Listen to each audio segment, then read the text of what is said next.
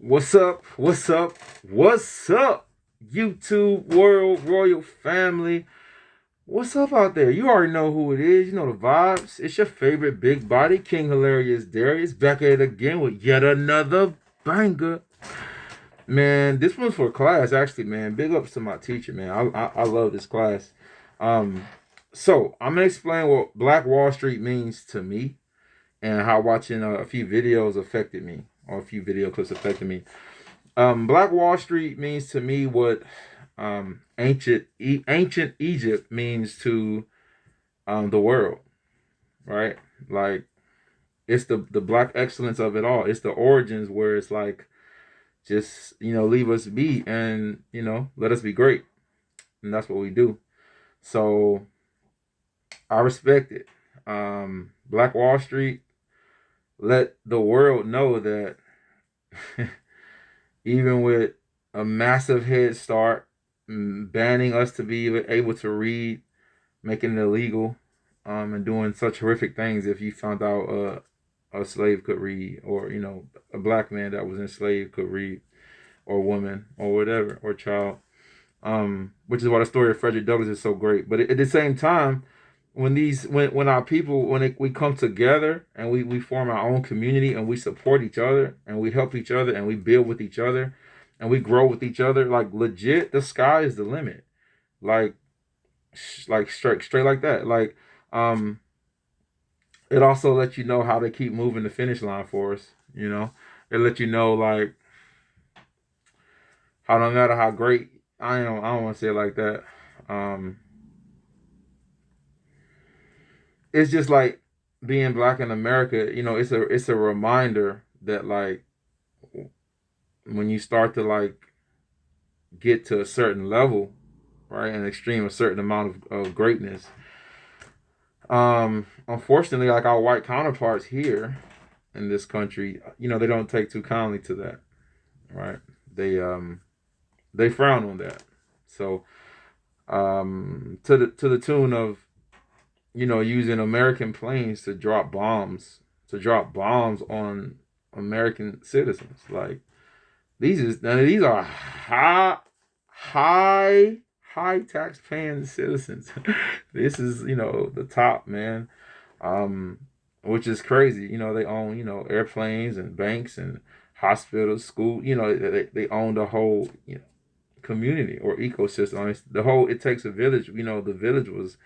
The village was popping. All right, we was lit. We was doing everything. We was living our lives to the fullest because we were forced to help each other, to work with each other, to be with our own community, which I don't want to get to a next clip, but the clips and the clips just affect you because it's I'm a black man in America. I'm working to complete my degree. Um, I also am a business owner, and yeah, it's different. It's different. Like it's different. It's like it's a different set of rules. And once you learn the rules, they can still change the rules, and you just gotta be aware of that. And like Bruce Lee says, you gotta be fluid like water. So you gotta be adaptable. Describe a utopian version of what the Black American world could look like if we only or mainly supported Black-owned businesses. I think that's it, right? I think that's it. I mean, that was it. I mean, as far as even now, there's this app called I think it's the official Wall Street app or something like that. No, the official Black Wall Street app, I think it is, where it's like black owned businesses that they all come together from around the I think it's country for sure. So but yeah, from around the country, so you can find like in different industries and aspects of life, you can find and support a black owned business. But I think it's amazing. It's a couple other apps like that as well, even like with fan base being a black owned social media revolt. It's we out here. We out here. So I guess the utopian version, um, Yeah, like have a community. Like our dollars are powerful. Like our dollars are so powerful. Like that's the whole. Oh man, I'm usually mindful with my words. Um, Martin Luther King was assassinated very shortly after he spoke about economic equality. Um, yeah, like he was talking hope and peace and advancement and having a dream. Once he started talking about economic empowerment and economic equality and yeah, um, that's the key. That's the key. So yeah, like it's and I'm a person that believes money don't make the world go round, but it pays for the trip. So yeah, the golden rule: he who makes the gold rules. And Africa being such a wealthy country, to even be in alignment to make, what was it, a bank, to start a banking system where the natural resources of that of that continent was going to be backed by its resources, like the funds, the reserve, the money, you know, is going to be backed by its natural resources, which is, astronomical. But the Europeans, they jumped in, they swooped in and bought sharehold, they kind of bought it up. They unfortunately have been pretty enslaved this time too, even dealing with apartheid and everything like that. So it's a lot. It's a lot going on. Um, but yeah, but I will say this. I think my man. I don't think Killer Mike, or I forgot his whole name. That's on me. But basically, I say Killer Mike because he was a pretty well known rapper. I think late '90s, early 2000s, mid 2000s.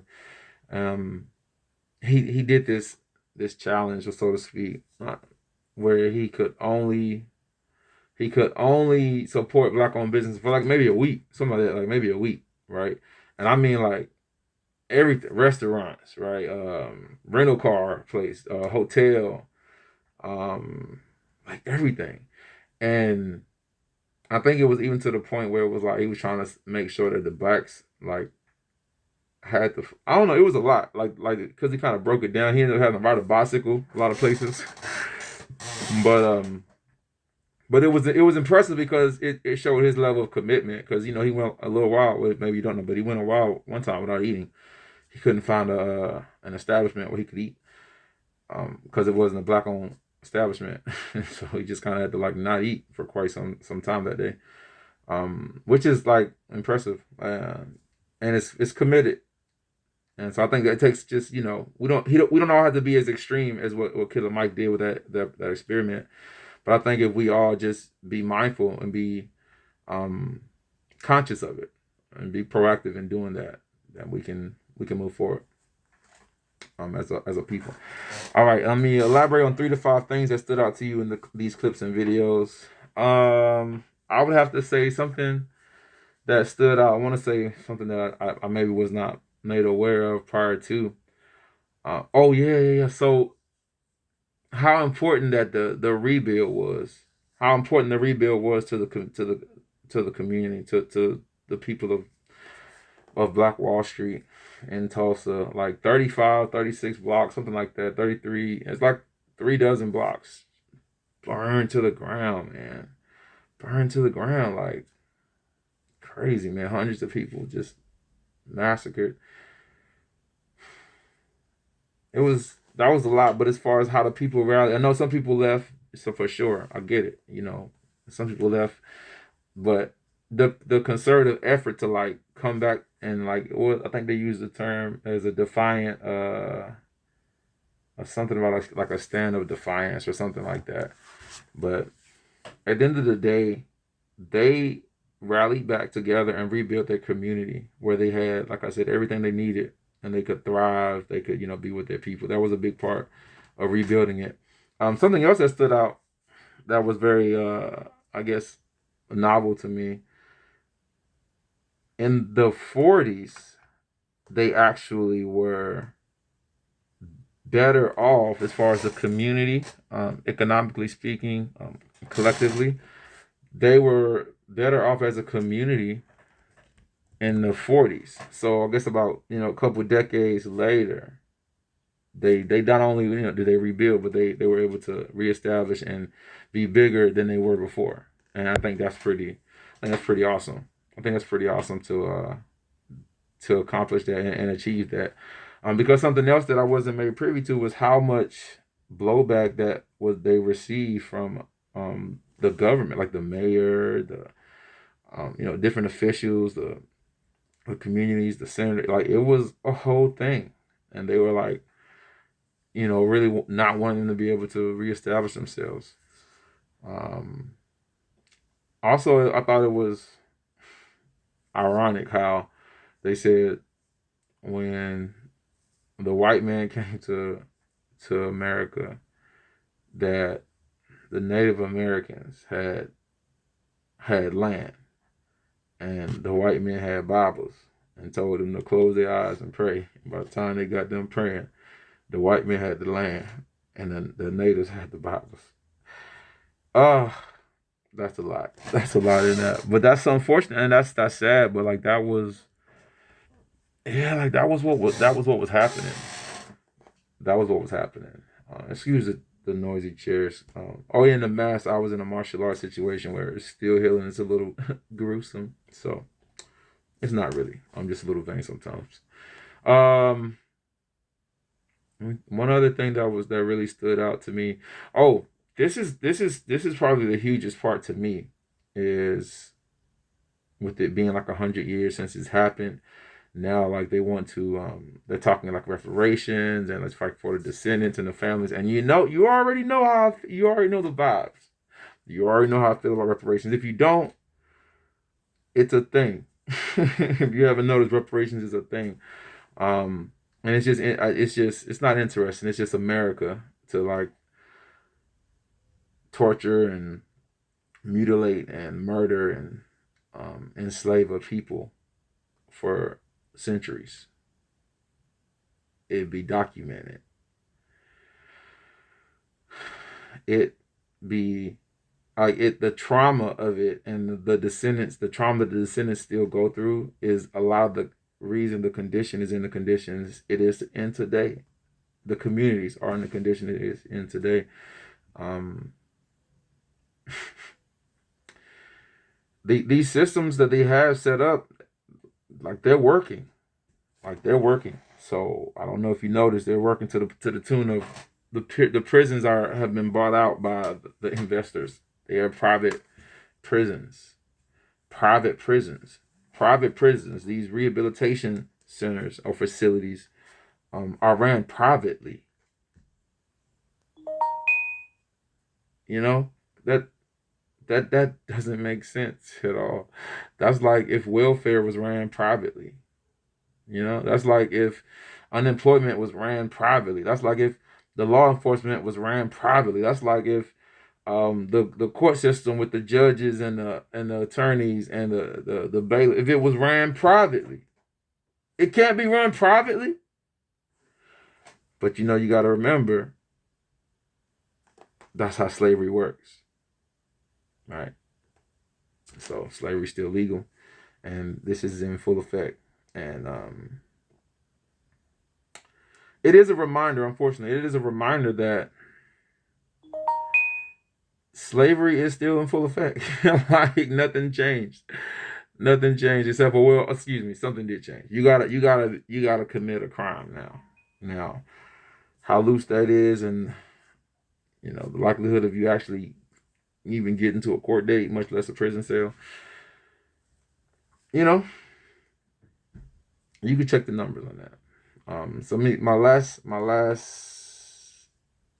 I think point is elaborate on how I plan to support black-owned businesses in the future, or how my own entrepreneurial journey is going. Okay, so some of those applications that I was mentioning earlier, those are different ways that I work to support black-owned businesses. Even having people around my circle that know about black-owned businesses and they also proactively support black-owned businesses, give me tips about here or there, this place, that place, this owner, that owner, which I think is great because it does build like a sense of community, which you know, African Americans, Black people, whatever you want to call it, um, the fact that we're the only people that doesn't really have a community, a culture. We have it to some degree, but it's not to the level it needs to be.